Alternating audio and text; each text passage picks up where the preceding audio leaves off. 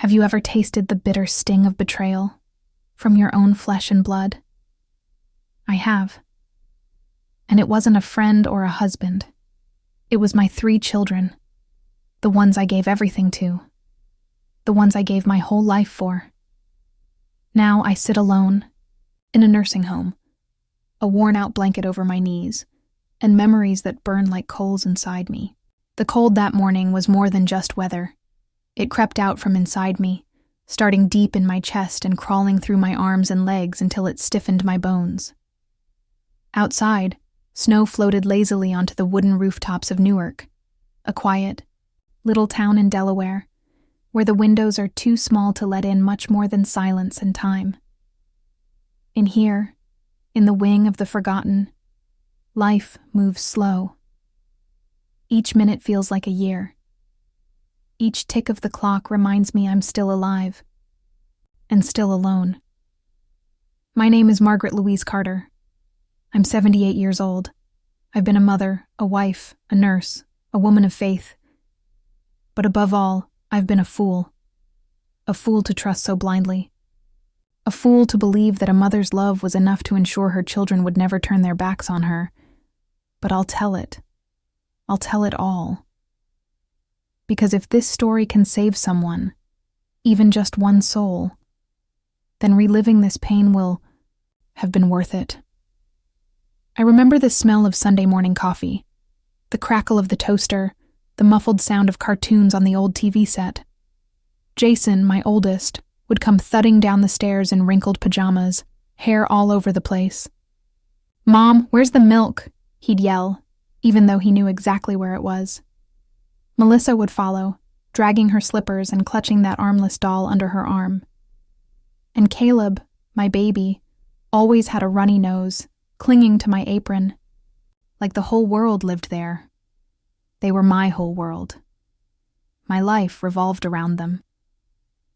When my husband John died in a truck accident back in 1989, I thought I'd lose my mind. But I looked into my children's eyes and knew I had to keep going. I put the nurse uniform back on, swallowed my tears, and returned to the hospital, working double shifts, sometimes triples. All for them. I never complained. Not once. Not when my back screamed, not when my feet swelled in old shoes, not when the holidays came and the loneliness pressed into my chest like a brick. I did it all for them. And you know what I told myself? They'll thank me. One day they'll look back and understand. But time passed. They grew up. They left. And love never came back. The betrayal didn't come with a bang. It came in whispers. At first, they just visited less. Then, calls came only on holidays. And finally, nothing. But when they did show up, it was for one thing. Money. Always money. And I gave it. I gave everything. My savings, my home, my peace. It's for a new business, Mom. It's for my son's college, Grandma. It's just a loan. I swear I'll pay you back. I gave. I gave with a smile, thinking that love meant giving without keeping score. But what I got in return wasn't love. It was abandonment. Today, I lie in a narrow bed, with scratchy sheets and the smell of disinfectant in the air. The window in my room is too small to see the full sky. Still, every day I stare through it, looking for something to remind me life is still worth waking up for.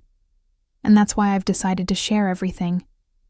Because maybe, on the other side of this screen, someone is just like me, a mother who gave too much. A woman who loved so deeply, she forgot about herself. And if this story is for you, then listen with your heart. If Grandma's story is touching your heart, leave a like. It helps the channel a lot and shows that you want to hear more real stories like this. Subscribe and turn on the bell so you don't miss any of the powerful stories coming next. And if you know someone who needs to hear this, share it. Sometimes, one story can change an entire day. Thank you for being here and listening with your heart. I wasn't always in this place. I had a home once, a real home. Not just walls, and a roof, but a kitchen that smelled like cinnamon, a porch swing that creaked when the wind passed, and picture frames filled with little faces I used to kiss goodnight. My little yellow house in Dover was all I had left after John passed. We bought it when Jason was still a baby. The mortgage was steep back then, but John said, "This house will be our anchor." And it was. Until the tide pulled it away from me. Jason came to visit me 2 years ago. He hadn't been to the house in nearly 6. He walked in like a stranger who had once seen the place in a dream. I hugged him tighter than I should have. His arms barely returned the gesture. He smelled like expensive cologne and weariness. "Mom," he said, after we sat in the living room, "I'm in trouble. I need help." I didn't even ask what kind. I just nodded. "Of course, sweetheart. What do you need?" "A loan. Just temporary. The startup is sinking, and if I don't get funds fast, I lose everything. Melissa's helping too. Caleb's in, but we need more." His eyes were so distant. They used to be blue like the ocean. That day they looked like dirty dishwater. He wasn't asking. He was telling me what he was going to take. I remember opening my safe. Inside was everything I had. Money John and I had saved, some old jewelry, the deed to the house. I gave him the money and didn't ask for a promise. I didn't need one. I was his mother. 2 weeks later, Melissa showed up. Not with hugs or warmth, just a suit and a stack of papers. "Mom," she said, "we're transferring the house temporarily into Jason's name, just for collateral. You'll still live here, of course." It was the "of course" that broke me. I signed the papers. I didn't even read them. Why would I? My children were trying to save their dreams. That's what mothers do. We make sacrifices in silence. We bleed for the ones we gave life to. They stopped coming after that. Jason's startup failed. Melissa stopped picking up the phone. Caleb blocked me on everything after I asked him to visit just once, after my hip surgery. Then the letter came. An eviction notice. I called every number I had for them. I left voicemails, emails, even sent handwritten letters. Nothing came back. Not a word. The day I was forced to leave the yellow house, I stood on the porch with my old suitcase and a plastic bag holding a framed photo of my wedding day. The neighbor's cat watched from under a bush. No one else came. The social worker who picked me up tried to make small talk. She smelled like spearmint gum and wore shoes that clicked loudly in the hallway of the shelter where they placed me temporarily. I was just another case. Another old woman who had no one. But I had someone. I had 3 someones. I carried them in my belly. I raised them through sickness and poverty. I gave them everything I had, even when there was nothing left to give. And now I had a twin bed, chipped paint, and a window that opened only halfway. But I also had a voice, a story, and I wasn't going to die without telling it. I used to think that silence was peaceful. When I was younger, I'd wake up before the kids just to sit alone with a cup of coffee and listen to the quiet. Back then, silence meant rest. It meant I had a moment to myself, before the noise and chaos of breakfast and missing shoes and "Mom, I can't find my backpack." Now silence is something else entirely. It's heavy. It fills up the room like fog. Some days it presses against my ears so hard I think I'm going mad. In this place, this nursing home, they call it serenity. But there's no serenity in being forgotten. My roommate Gladys barely speaks. She just stares out the window, lips always moving silently like she's whispering secrets to someone long gone. Sometimes I envy her detachment. It's easier to stop feeling than to ache with every heartbeat. The nurses are kind, mostly. They call me Miss Margaret, and ask if I want applesauce or pudding. I smile politely and say thank you. But inside, I scream. I scream because I used to make homemade lasagna, cinnamon rolls from scratch, and roast chicken that could make grown men cry. Now I get pudding cups and microwaved meals. Every night I lie in bed and wonder, where did I go wrong? Was it when I said yes too many times? Was it when I gave instead of asked?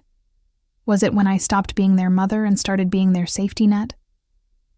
One afternoon, not long after I arrived here, the activities coordinator, her name is Tina, asked me if I wanted to join the poetry group.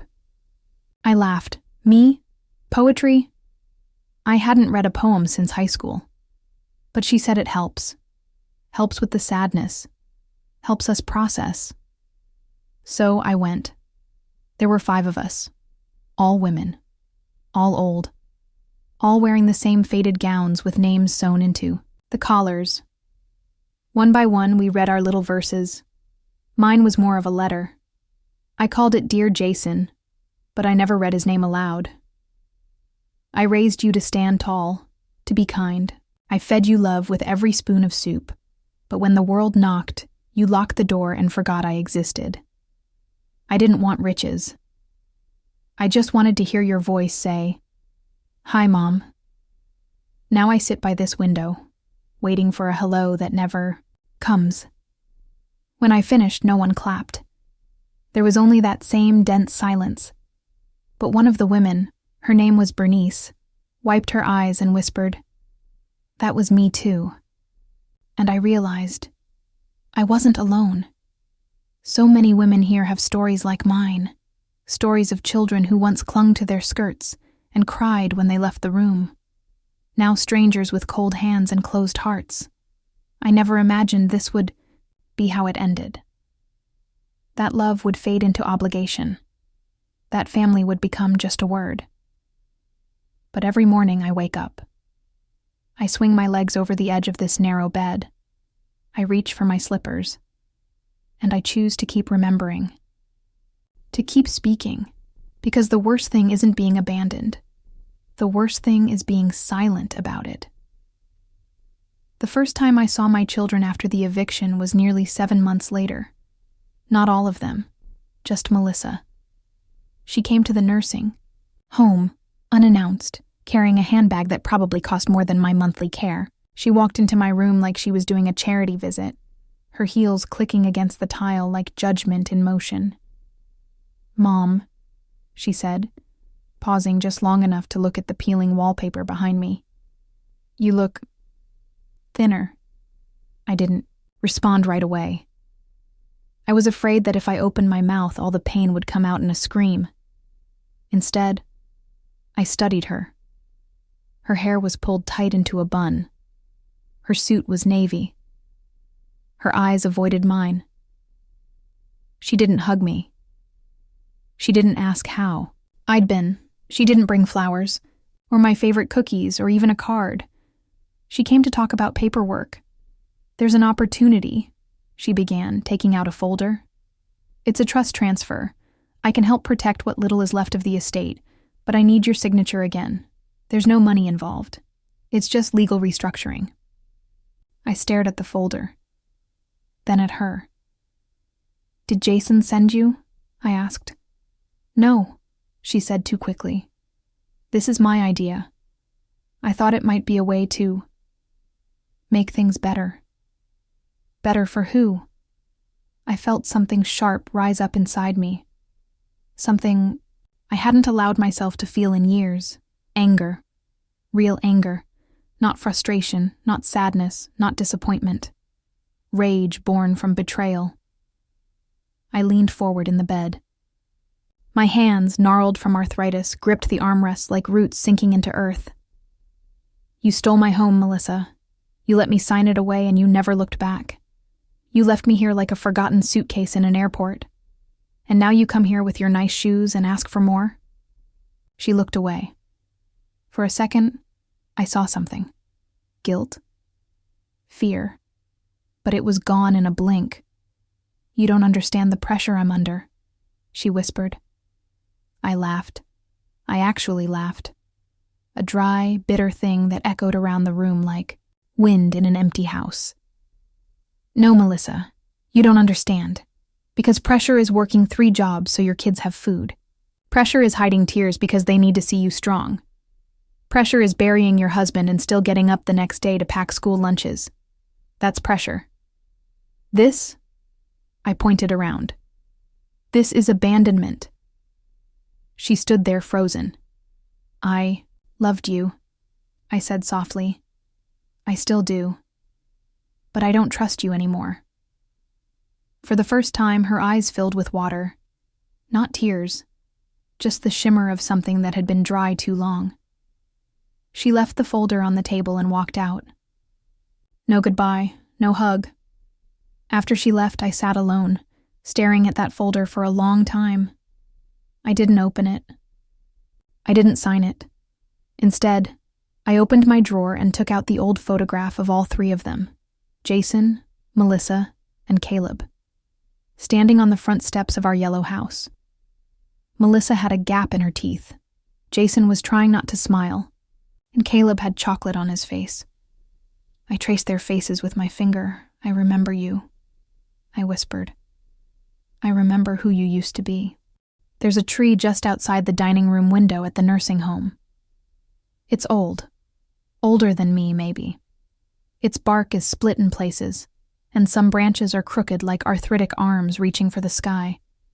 The nurses say it's dying, but every spring, without fail, it still blooms. Just a few blossoms. Nothing grand, but it tries. I think I'm like that tree. Some days, I feel so hollow I could break in half. But even now, even after all I've lost, there's something inside me that still wants to bloom. Maybe not for them, not for my children, but for me. I wasn't always strong. After Melissa's visit, I stopped eating for a while. Not intentionally. It was like my body just didn't care anymore. The staff noticed. Nurse Jackie, a kind woman, with a wide laugh and tired eyes, sat beside me during lunch one day and said, "Margaret, I know you don't want to, but just take 2 bites for me, please." I took 3. Not for her, but because I needed to feel like I still had some power, even if it was just over a spoonful of mashed potatoes. That night, I dreamt of John. He was sitting on our old front porch, legs stretched out, drinking lemonade, the way he used to, half lemon, half sugar, with ice that cracked when you poured it. He looked younger than I remembered, not like the last time I saw him, cold in a hospital bed with tubes in his arms. No, this John had sunburn on his cheeks and smelled like aftershave.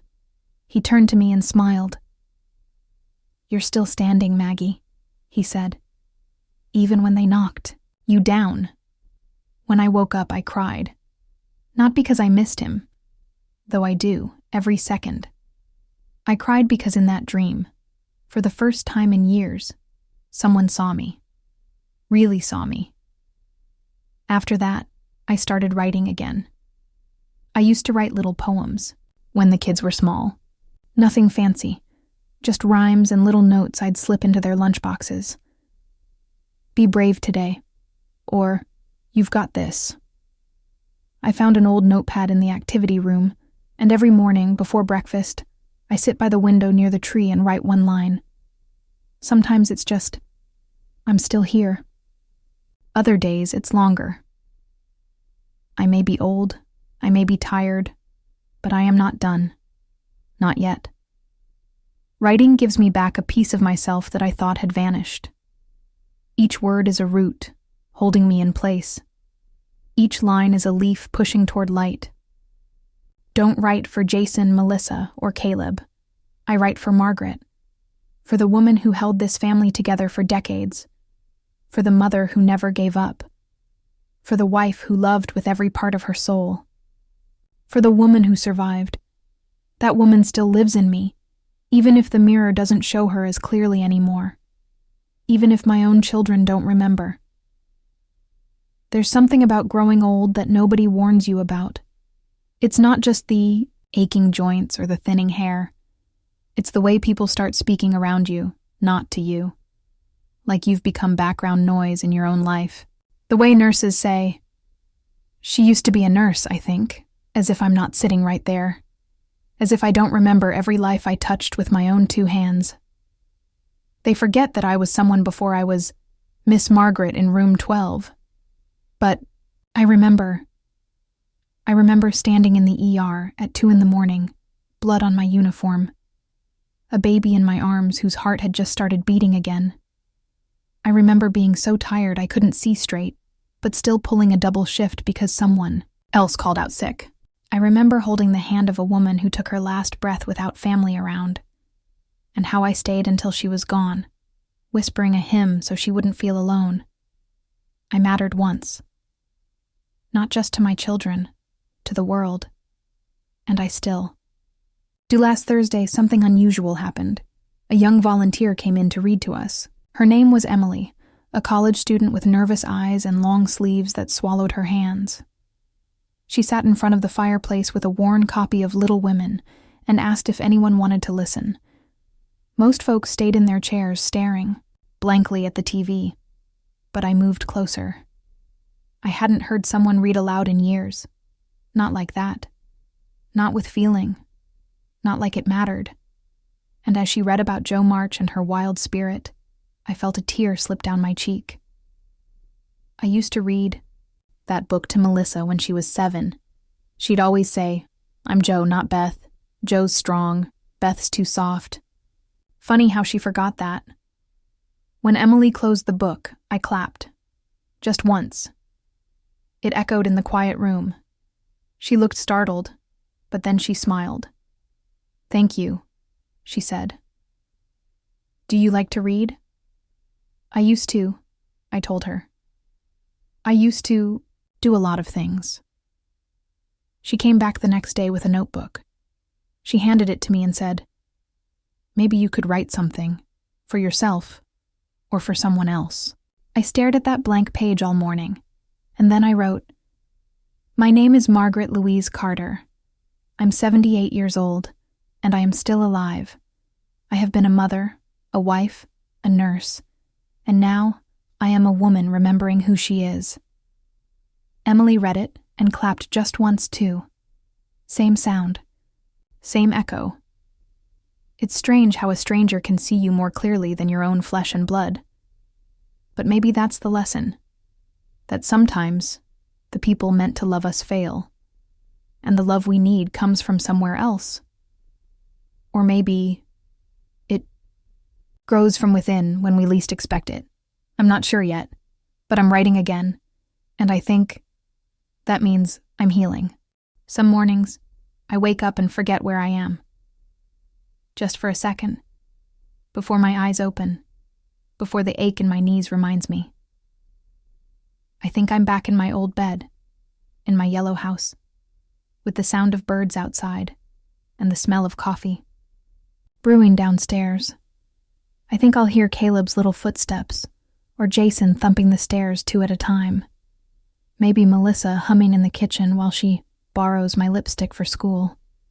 But then I open my eyes, and it's just white walls and the hum of fluorescent lights.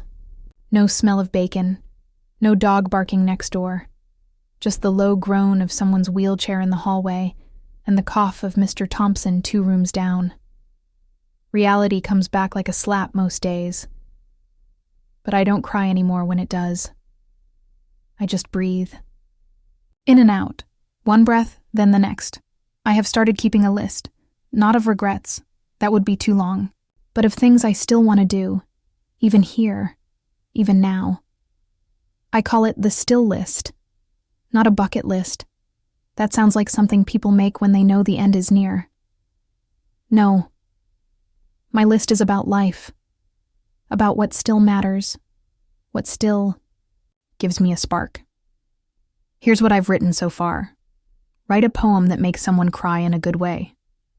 Taste warm peach cobbler again. Sit outside when the first snow falls and let it touch my skin. Hear someone say, "I'm proud of you," and believe it.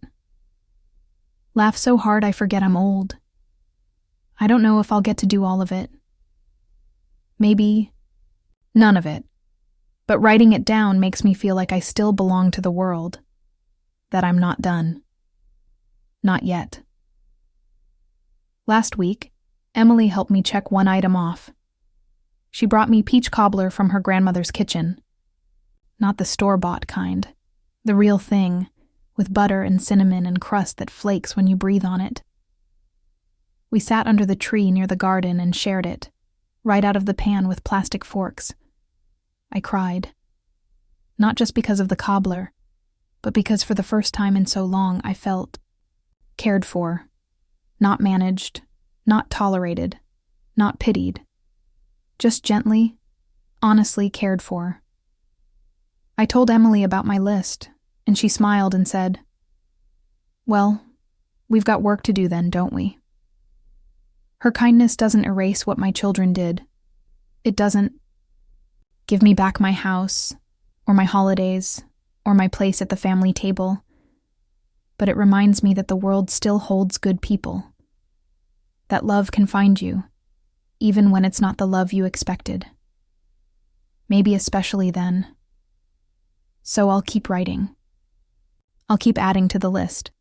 I'll keep showing up for my life, even if it looks nothing like I imagined it would, because I'm still here. And I'm not done yet. There's a mirror in the hallway near the elevators.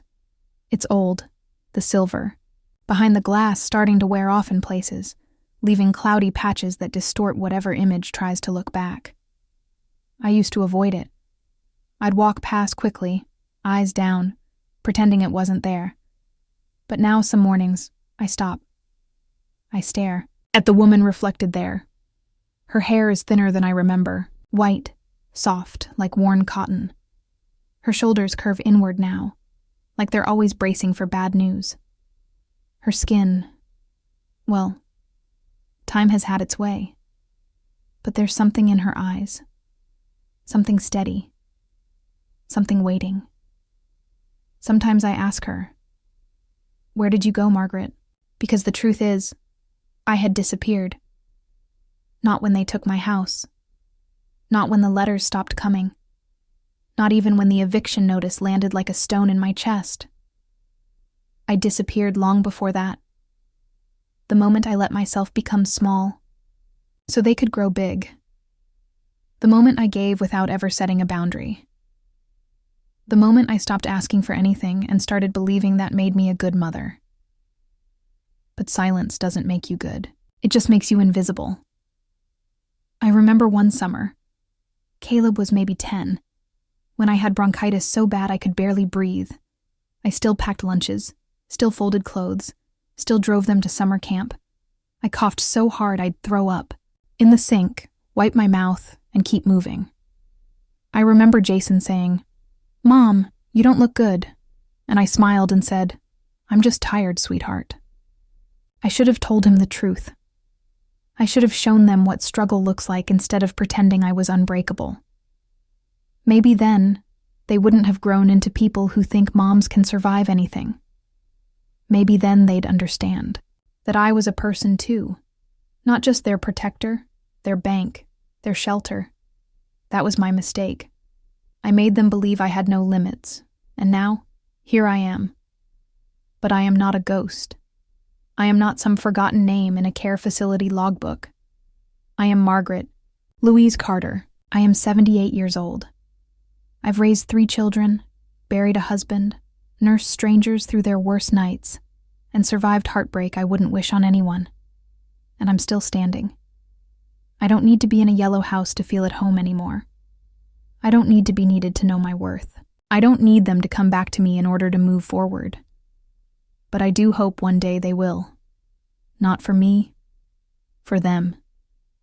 Because carrying the kind of betrayal they handed me, that kind of weight will bury a soul alive. And I don't want them buried.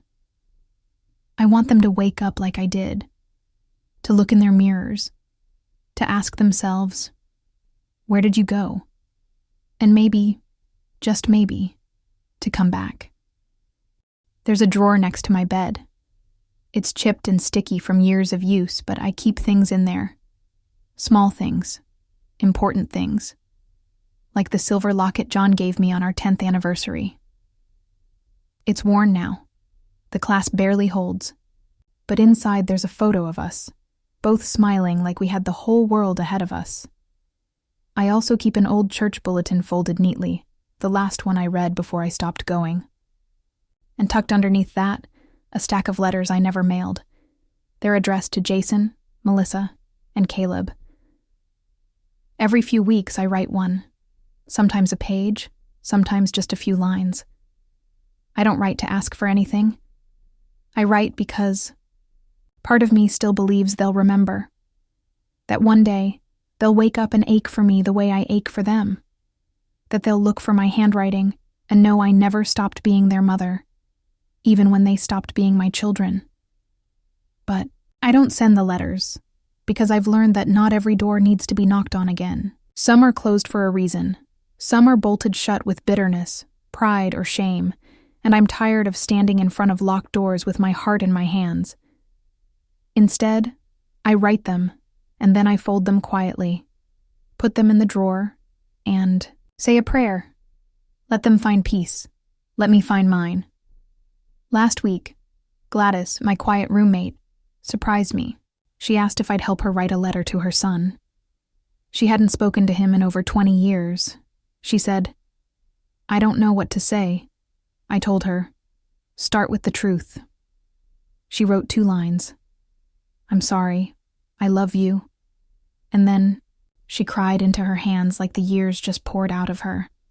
I held her, this woman I barely knew. And in that moment, we weren't strangers anymore. We were just 2 mothers. 2 women carrying the weight of love that wasn't returned the way it should have been. Later that night, I added something to my still list. Forgive without needing an apology, because I've realized something. I don't want to carry bitterness into whatever years I have left. I've already carried too much for too long. Anger is heavy.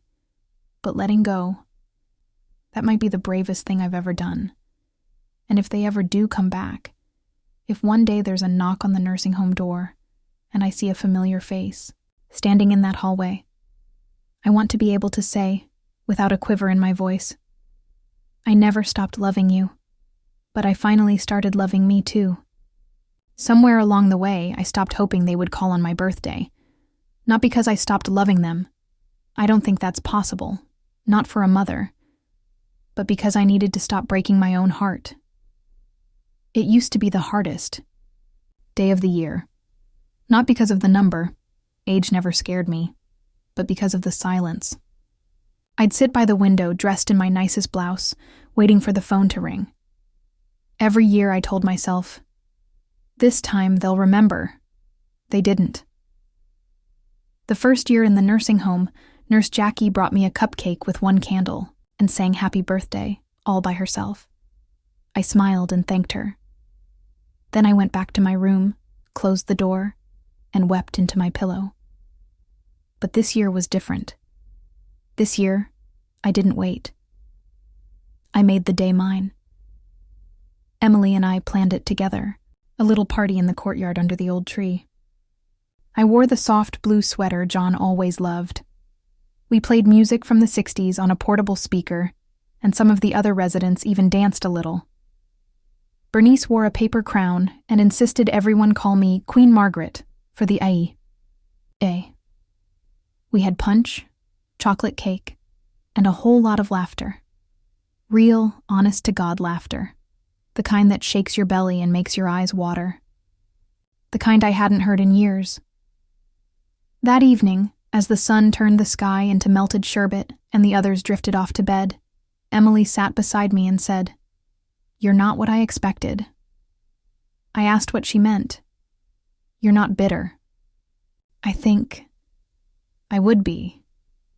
I looked at her, young, kind, and still learning what it means to be wounded. And I said the truest thing I've said in years. Bitterness is a cage you lock yourself in. Grief is a river you swim. I've done my drowning. Now I just want to float. I don't know when the shift happened. It wasn't a single day or a moment. It was gradual, like healing always is. One breath, one journal entry, one act of choosing myself again, like deciding to say yes to peach cobbler, or writing a line of poetry instead of crying into the dark. For the first time in decades, I feel proud of who I am. Not because of what I gave others, but because of what I finally gave myself. A second chance. Not a dramatic one. Not the kind you see in movies where the family runs back with tears and apologies and everything is suddenly perfect. No, this is quieter, truer. It's me saying, I exist, I matter. I don't need to be needed to be whole. And maybe, just maybe, someone out there, some other mother, some other woman who gave too much and got too little. Maybe she'll hear this story and say, if she can heal, so can I. Because this pain, it doesn't have to be the end. It can be the beginning of something else entirely. There's a strange kind of peace that comes when you stop waiting for the apology that will never come. For years, I lived on the edge of hope. I replayed old conversations, reread old birthday cards, searched their words for signs of remorse. I used to tell myself, they're just busy, life is hard, they'll come around. But behind that hope was a quiet, gnawing grief, the kind that lives deep in the bones, in the empty chair at the table, in the unanswered voicemail. Now, I see it differently. It's not about them anymore. It's about me. About the life I still have left. The mornings I still get to wake up. The wind I still feel on my face. The laughter I still get to share with strangers who've become family. Last week I received a letter, not from my children. It was from a woman in Kansas. She had seen one of my poems.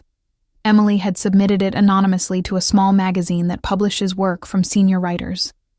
The woman wrote, I thought I was the only one. Thank you for saying the things I haven't had the courage to say out loud. I cried when I read it.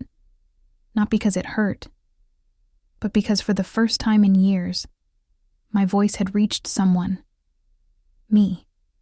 Margaret. The woman who had been erased by motherhood, widowhood, and abandonment.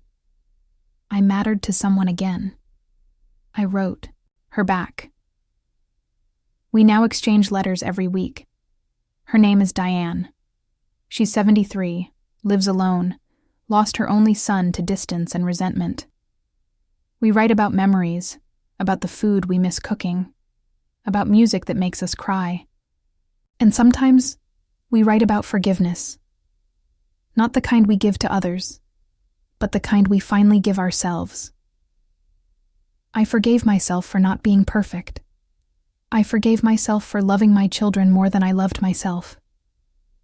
I forgave myself for thinking I had to be everything, nurse, mother, protector, savior, all at once, all the time. It wasn't weakness. It was love. Fierce, blinding love. And even though they didn't return it the way I hoped, that love was still real. It still lives in me. I've started volunteering in the memory care unit. Just once a week, reading aloud to those whose minds are slipping like pages caught in the wind. They don't always remember me, but they remember the stories. And when I read, I see something spark behind their eyes. For a moment, they are not forgotten, and neither am I. This place, this room, this life I didn't choose, has become something else now. Not a prison, not a punishment, but a resting place, a space to rebuild. I may never get back what I lost, but I've found something better than hope for what could be. I've found peace with what is. When I was younger, I believed that love always found its way home.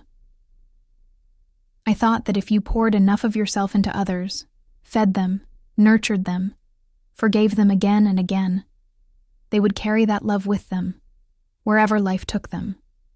That they'd never forget the one who stood at the stove with sore feet and a tired smile, the one who sat by the window waiting for them to come back from college, or war, or divorce, or whatever life flung their way. But the truth is, love doesn't always return. Sometimes it gets swallowed by ego, by time, by distance. Sometimes people forget, or worse, they remember and choose to stay away. That realization used to crush me, but not anymore. Now I've come to understand, love's power isn't in its return, it's in its giving. It's in the act itself. And I gave my love well. Gave it in peanut butter sandwiches cut diagonally and staying up all night during fevers, in keeping my own heartbreak quiet so my children could feel safe. I gave it when I had nothing left. No sleep, no money, no help. I gave it anyway. That is not weakness. That is power. Sometimes at night I walk slowly, with my cane, down the hallway. Past the sleeping rooms, past the silent TV flickering, with old sitcoms. I stop at the window at the end of the West Wing. From there, you can see the trees outlined by the moon. And if you open the window just a crack, you can hear the wind rustling through them. It sounds like breath. It reminds me that I am still alive. And with each breath, I reclaim a little more of myself. Emily has started calling me her mentor. Can you believe that? A girl half my age, with her whole life ahead of her, sees something in me worth learning from. It makes me smile. Not because I need admiration, but because I never imagined I'd still be able to make a difference. Yesterday she brought me a tiny plant. For your window, she said. It's called a peace lily. I named it Grace. I water it every morning. I talk to it like an old friend. And in some strange way, watching it grow makes me believe that maybe this life, even in its brokenness, is still fertile ground. Sometimes I still feel the ache, the absence, the hollow where my children should be. But it no longer defines me. It's just one chapter in a long book. One I'm still writing. And I've decided this story of mine won't end with abandonment. It will end with grace. It will end with truth. It will end with me, fully, fiercely, finally seen. There's a drawer full of unfinished things in my life. Projects I never completed. Letters never sent. Words I never got to say. And for a long time, that haunted me. I used to think that if something wasn't finished, if it didn't come full circle, then it didn't matter. That a mother estranged from her children had failed. That if love wasn't returned, it had somehow missed the mark. But I don't believe that anymore. Now I think maybe some things are meant to remain open. Maybe healing doesn't look like the end of a movie, where everyone runs back and says sorry and everything is forgiven in a swell of music and tears. Maybe healing is sitting with what's broken, and still choosing to love your own heartbeat anyway. Because life isn't about completion, it's about continuation. I've begun writing stories for the other women here, not about them, for them. I write them as if they were the heroines in novels no one ever wrote. In one, Gladys is a detective solving mysteries in a rainy coastal town. In another, Bernice runs a bakery where the pastries heal emotional wounds. I read them out loud during quiet hour, and we laugh, really laugh, until Nurse Jackie has to come in and hush us like schoolgirls, and something has changed in them. Gladys smiles now. Sometimes she even hums. Bernice asked me to teach her how to write her own story. There's something powerful in being seen, even if it's just in a made-up tale or through a borrowed character. It reminds you that you exist beyond your sadness, that your spirit still has a voice, a place, a purpose. I used to think my story ended with a signature on a deed I was tricked into giving away. Now, I know it ends with a pen in my hand. I don't need my children to say sorry for me to be whole.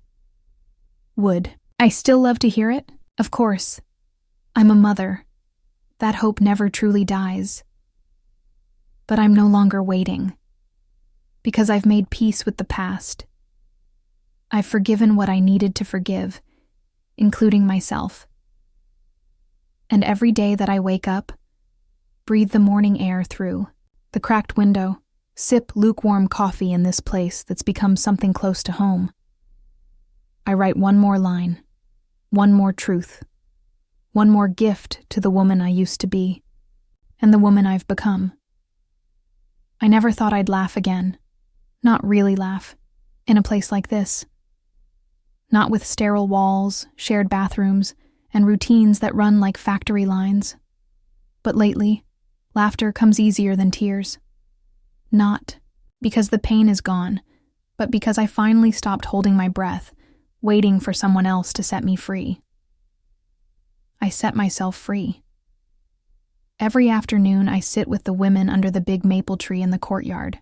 We've started calling ourselves the Porch Club, even though there's no porch.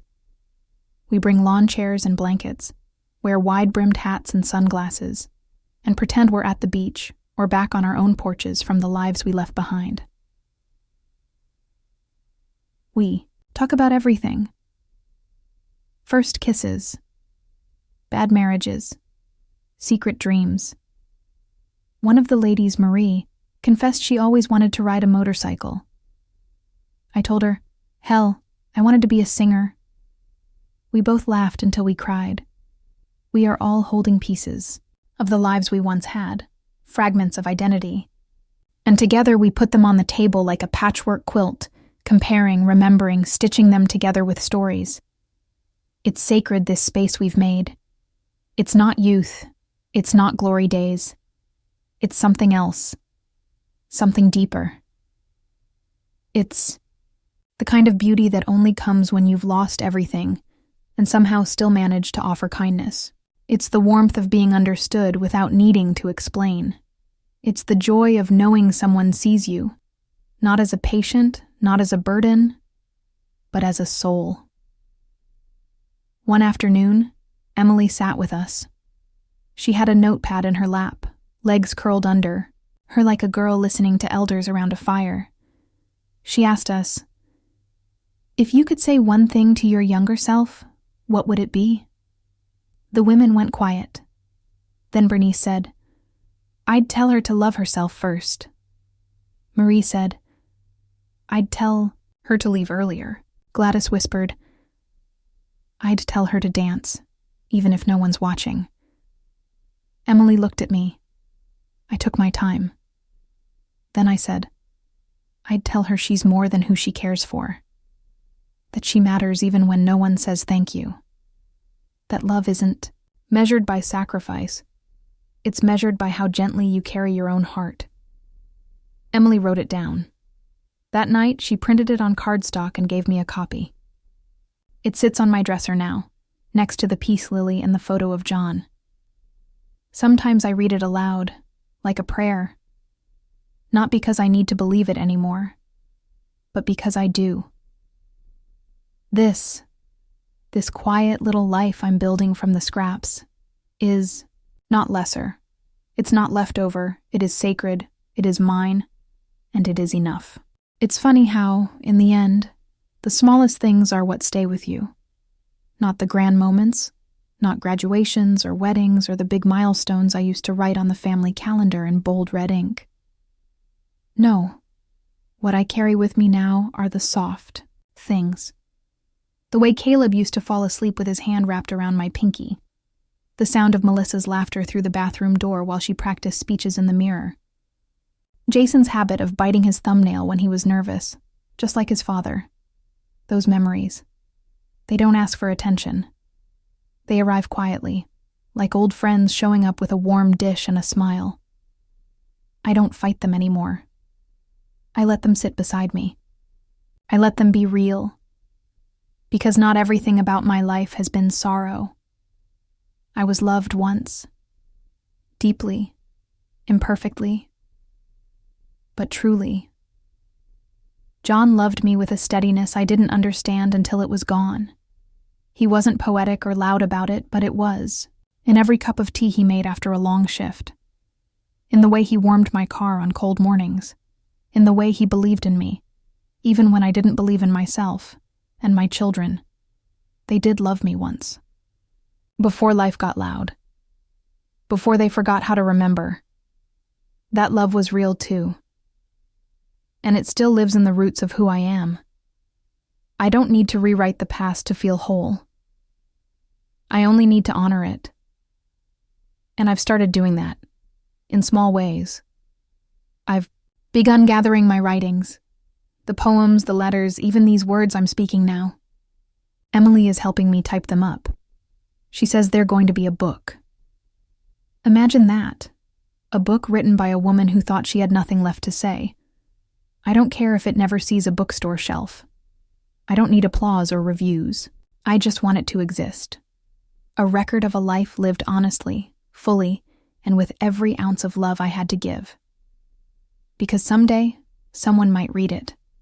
Some woman in a quiet kitchen, holding a cup of tea, wondering if her sacrifices mattered. And maybe she'll read my story and think, if she could survive that, and still find a way to laugh again, then maybe I can too. That's the legacy I want. Not wealth, not possessions, not even forgiveness from the ones who hurt me. Just a whisper in someone's heart, long after I'm gone. You are not alone. You are still here. And you are enough. If you're still listening, thank you. Thank you for walking with me through this long road of memory, heartbreak, and healing. It's not easy to talk about the ones who left, especially when they share your blood. But there's a freedom in truth. And this is mine. I am no longer the woman begging to be remembered. I am the woman who remembered herself. I sit now in a place I once feared, a room in a nursing home, miles away from the life I built. And I don't feel lost anymore. The bed is still small, and the linoleum still squeaks. And yes, the days can be long. But inside me, something's shifted. There is peace now. Not the kind you pray for in desperation. Not the kind you wait for others to give you. But the kind you build yourself, slowly, with trembling hands and years of silence finally turned into song. I don't know if Jason, Melissa, or Caleb will ever walk through that door again. But if they do, I will welcome them. Not because I need them to heal me. I've done that work. But because forgiveness is not about what they deserve. It's about what I choose. And I choose love. Quiet, steady, fierce love. Not the kind that bends until it breaks, but the kind that learns when to stand tall, when to rest, when to stop chasing people who cannot see you, and instead become the lighthouse that shines for those who can. So here I am, a 78-year-old woman in a borrowed cardigan, writing her life one breath at a time, under the shadow of a tree that blooms in spring no matter how harsh the winter was. If this story has held your heart for even a moment, then I ask you this. Don't wait. Don't wait for someone else to see your worth. Don't wait for apologies that may never come. Don't wait to start over. Not until you're old. Not until your hands tremble. Not until the world has called. You've forgotten. Start now. Write your own story. Say what you need to say. Love. But never at the cost of your soul, because we only get so many chapters in this life. And how we write the ending, that's up to us. As for me, I may not have the ending I once dreamed of, but I have peace, I have truth, and at long last, I have myself.